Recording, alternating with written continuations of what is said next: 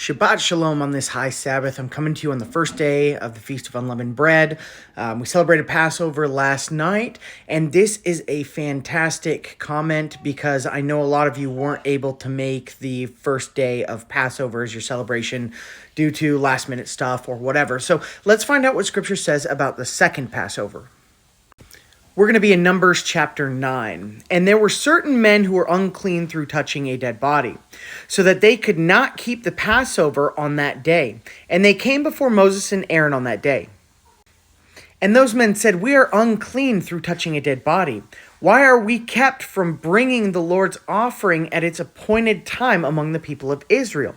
And Moses said to them, "Wait, that I may hear what the Lord will command concerning you."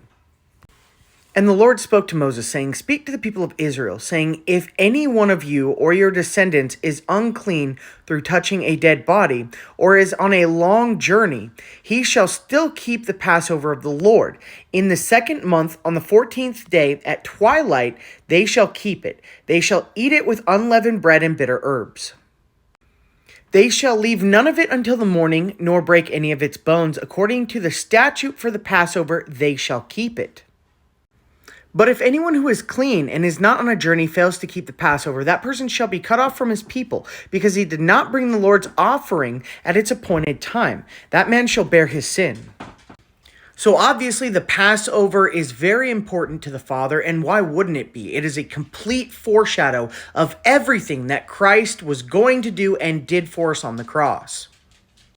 That is why we do our best to still keep it today, to honor the Messiah.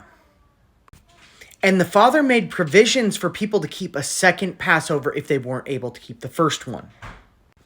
So to make it easier for everyone, I'm going to give you the Gregorian calendar dates that God's feasts will be on, because God's calendar does not line up with the calendar we use today. The first Passover of 2023 was yesterday, April 4th. It started at sundown, and it's going into the Feast of Unleavened Bread, which is today, April 5th.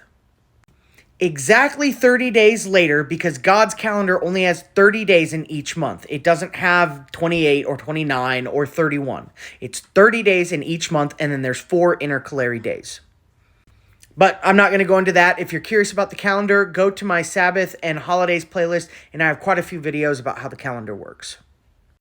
But exactly 30 days after the first Passover will be the second Passover. That's going to be May 4th, 2023. And right after this video, I'm going to be posting a video of all the feast days for 2023 on the calendar that I subscribe to, which is the Zadok Priestly calendar. But if you are a believer of Messiah Yeshua, Jesus Christ of Nazareth, I encourage you to keep all the feast days of God in Leviticus 23. Every single feast day is a foreshadow of what Christ was going to do and what he did do for us and what is going to happen in the future. It is such a blessing to keep the feast days of the Most High, just like Jesus did. We see all of the apostles keeping the feast days of the Most High while they were with Christ and after they were with Christ. This includes Paul. In Zechariah 14, we even see prophecy of the millennial kingdom that we will be keeping the feast days of the Most High. And year after year, we'll go to Jerusalem to worship the King. That's Jesus, the Lord of hosts, and to keep the Feast of Booths. This is Sukkot. We keep the feast days to honor the Most High and his Son that came here to die for us. And we're most certainly going to be keeping his feasts in the millennial kingdom.